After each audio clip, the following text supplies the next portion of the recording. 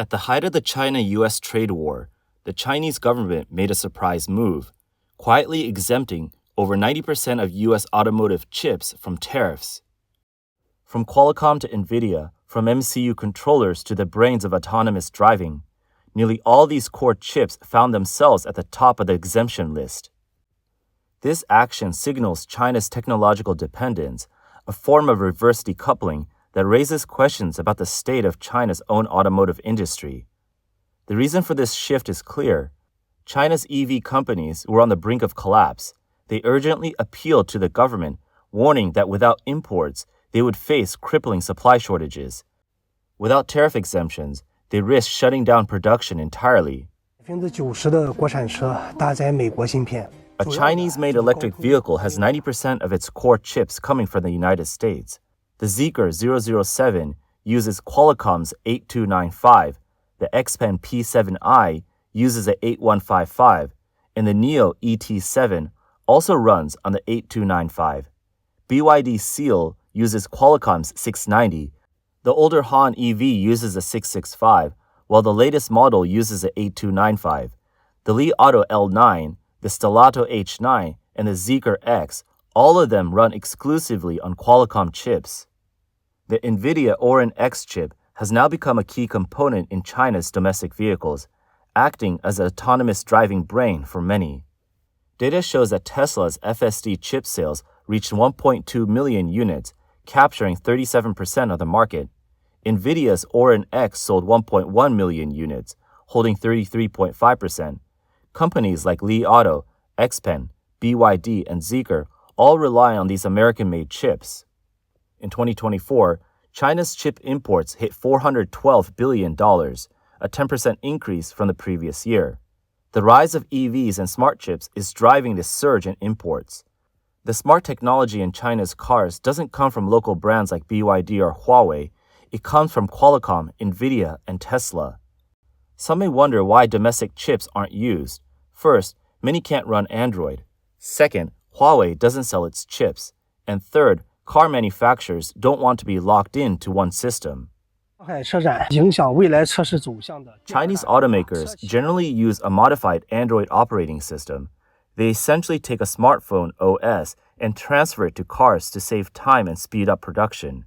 But running Android on regular chips drains a lot of resources, causing lagging, frame drops, and crashes. Android apps usually run inside virtual machines, unable to directly access the chip's resources, making the system inefficient and power-consuming. Computer CPUs are cheaper and more powerful, but they struggle with Android compatibility and often can't handle it well. To use them, manufacturers would need to build an entirely new Linux-based or custom operating system. Chinese automakers aren't interested in doing that, nor do they have the time. Their strategy is straightforward. Use Snapdragon chips, put Android on top, and as long as it runs, they're satisfied. Huawei chips can also handle the workload, but production is a big issue. TSMC can't manufacture for Huawei, and currently, China can't produce chips smaller than 7 nanometers domestically. Huawei has offered 3 types of collaboration to automakers, but none of them includes selling individual chips separately. Chinese car companies fear becoming locked into a single vendor. They prefer assembling components independently, forcing them to rely on imported chips. As for these Chinese electric vehicles using mobile phone chips, if they start lagging after 2 years, that's not really their problem. As a result, while Qualcomm chips are expensive and consume more power, they can run Android. Chinese domestic computer chips are cheaper, but they can't handle Android. Huawei's chips wouldn't work, but they won't sell them separately. Car manufacturers focus on getting cars to market quickly and without issues. This leaves them with no choice but to opt for the more expensive solution. Chinese domestic automotive chips do exist, and several brands are actually quite well known, but Chinese car companies rarely use them. Among the leading Chinese chip makers are Horizon Robotics, SemiDrive, Black Sesame Technologies, and BYD Semiconductor. Horizon Robotics markets its Journey 5 chip as comparable to Nvidia's Orin X, but its computing power is only 128 TOPS, less than half of the Orin X, and it's rarely used in mass-produced cars. The X9 series of SemiDrive is often compared with Qualcomm's 8155, but struggles to run Android-based systems. Tasks like voice control, multiple screens, and map rendering remain difficult. Black Sesame Technologies focuses on visual recognition chips. However, it remains mostly experimental, with almost no market presence. BYD does produce its own chips, but only for internal use. Other manufacturers can't easily integrate with BYD's technology. In fact, domestic chips share three common issues: limited product lines, insufficient testing, and poor compatibility between hardware and software. Automotive chips are judged not only by computing power, but reliability, compatibility, and ease of integration. Companies like Qualcomm and Nvidia offer complete service packages. At first glance, their approach seems similar to Huawei's one-stop shop, but the key difference lies in the way they bind their solutions. Huawei requires customers to buy an entire hardware and software package. Once a company chooses Huawei, it loses flexibility. In contrast, Qualcomm and Nvidia allow automakers to select components individually and integrate their own software. They can also choose third-party algorithms. Chinese chip makers currently can't match this flexibility. While Chinese domestic firms have products, they lack stability, support, and complete ecosystems. That means these companies sell individual chips instead of comprehensive solutions. This transfers all the risk to car manufacturers, and no one is willing to take that gamble. So, despite government support and local subsidies, no domestically produced automotive chips in China have been widely adopted by mainstream car models or real-world customers. Before U.S. automotive chips were exempted from tariffs by China, Chinese EV companies had resorted to reusing older Qualcomm chips that had already been phased out. Take the Snapdragon 855 chip, for instance. This is a mobile phone chip from 3 years ago that was phased out of the consumer market long ago. But after some heavy modification, it was rebranded as a Qualcomm 8155 and widely installed in many smart cockpits of EVs. Some chips still even show signs of aging thermal paste, not properly cleaned off from their previous use. In simple terms, many say that a Chinese new energy vehicle is not a smart car, but a second-hand flagship smartphone mounted on 4 wheels. This heavily modified setup emerged for a practical reason.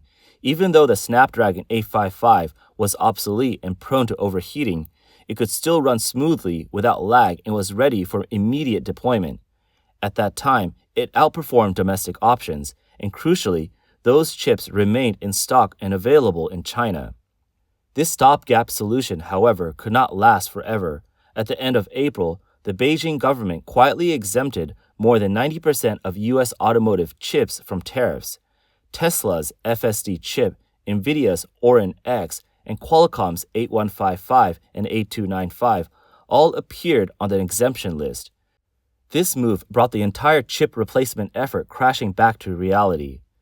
The turning point came during the latest round of reciprocal tariffs between China and the U.S. The U.S. added a 125% punitive tariff on top of its existing 20% most favored nation rate, pushing the total to 145%. China responded with a 125% counter tariff on U.S. automotive chips and related products.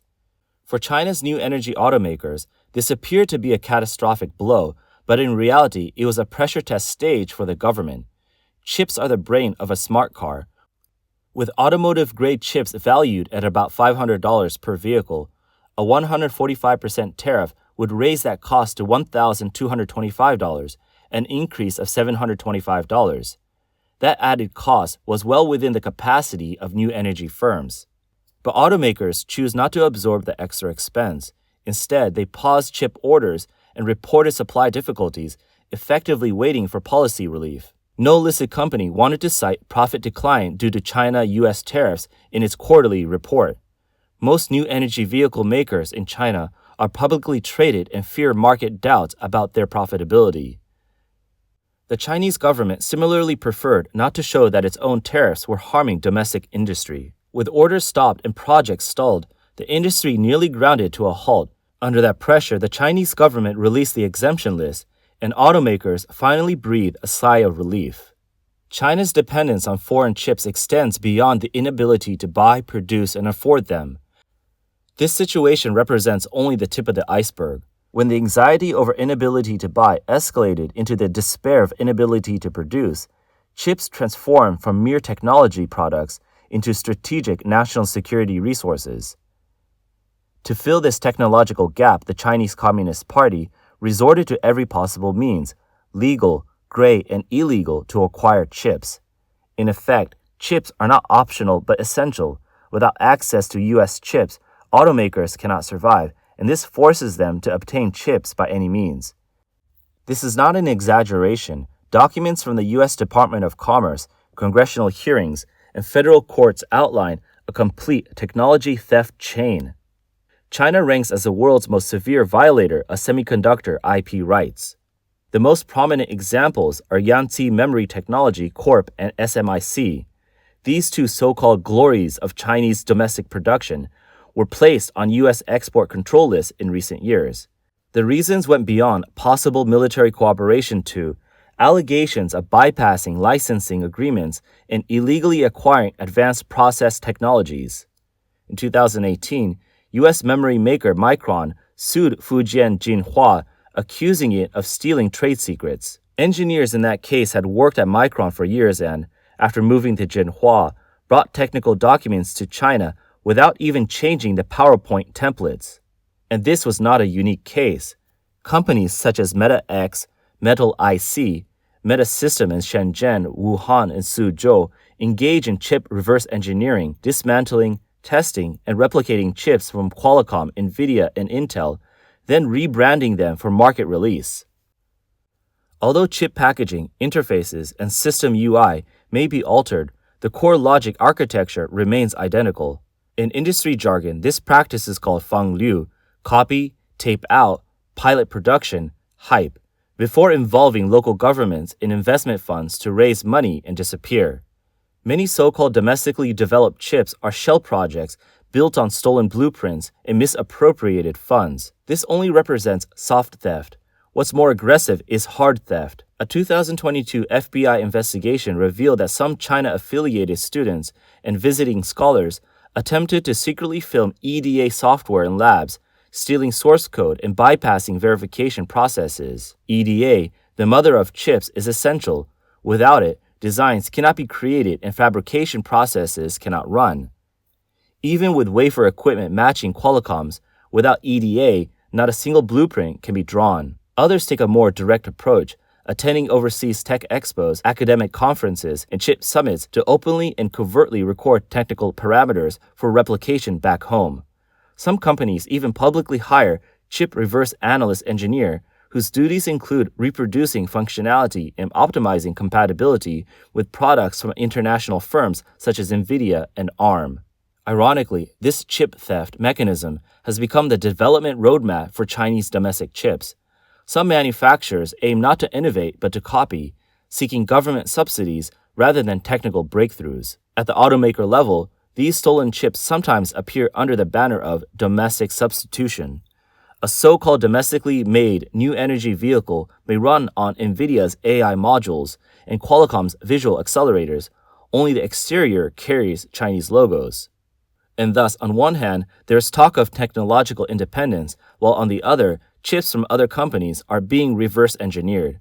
Claims of technological breakthroughs are made, but the reality is that the industry relies on modified components. This approach reflects the current state of technological development in the industry. The exemption for chips may seem like a relief, but it is not the end. Instead, it marks the beginning of the next phase of the China-US tech Cold War. Yes, Qualcomm continues to supply chips, and Nvidia's chips are still available. However, the US government may take further action. Let's take a look at the facts. In 2023, the US Department of Commerce updated its chip export ban, blocking Nvidia's custom-made A800 and H800 series AI chips for China. EDA design tools were placed on the high-risk list, and shipments of TSMC and ASML equipment to China were strictly limited. The US has not fully banned chips, it simply has not targeted automotive chips yet. Why has this not been implemented? Automotive-grade chips are still considered low-sensitivity technology, and U.S. companies are still eager to profit from them. However, the situation has not changed. The current phase of the China-U.S. Cold War is far from over. In-car AI, autonomous driving, and cabin systems are no longer just mid to low-end consumer products. They are now integral parts of advanced technological systems. For China's automakers, the vehicles may appear as consumer products, but to the U.S. Department of Defense, these cars represent mobile AI nodes, dual-use devices, and data collection terminals. The more widespread they become, the greater the concern. So Qualcomm may supply chips today, but there's no guarantee it will continue tomorrow. Nvidia may release Orin X today, but it could be banned at any time. Let's not forget Huawei did not lose its chip supply overnight. It was gradually restricted, starting with uncertainty, followed by increased scrutiny, partial restrictions, and eventually a complete ban. Today's Chinese automakers are in a similar situation. The main difference is that they are even more dependent on US chips without adequate backups. What would happen if the supply was cut off? The issue is not about whether a solution exists, but whether there is enough time to implement it. An intelligent vehicle is a fully integrated system from chip architecture and operating systems to algorithms and vehicle control. If a core chip is replaced, the entire vehicle design must be restarted from scratch. Replacing a chip is not like replacing a battery. It is like removing the heart. Rebuilding the system is not an OTA upgrade, but a complete system reboot. This is why Chinese automakers are already concerned. They fear the next ban could come too soon and the current exemption is just a temporary delay, and that they may not be able to buy chips or sell cars. They have started stockpiling chips, locking in orders, and even reusing outdated chips. In other words, they know a supply cut is coming, but they are trying to delay it as long as possible. The situation raises significant questions. It means that the Chinese government is publicly calling for self-sufficiency, while privately hoping that the US will not cut off supplies. Automakers are talking about domestic substitutions, but they are really hoping that the policies will last a few more years. The entire new energy vehicle supply chain is still dependent on chips from foreign countries, and the industry can only survive by relying on the benevolence of the US.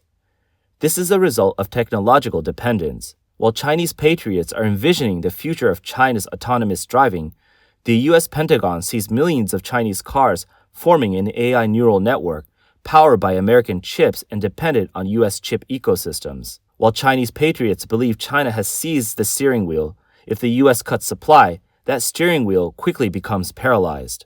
What China is concerned about is potential disruptions to its chip supply.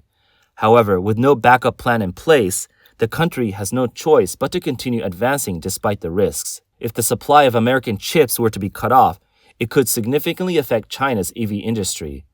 This would highlight the fact that the country's push for self-sufficiency relies heavily on foreign chips and technologies.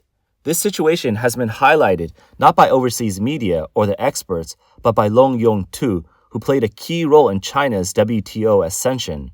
China-US trade worth billions of dollars can't just be decoupled. It's not that simple. If you don't have a good relationship with the top leaders, even their chefs will bully you. You need to see the bigger picture. Think about the workers in the Yangtze River Delta or the Pearl River Delta who work around the clock for more than 10 hours. These remarks reflect the complex reality of the situation. The chip dilemma is not just about technological competition. It represents a systemic challenge, a strategic setback presented as a rise in the industry.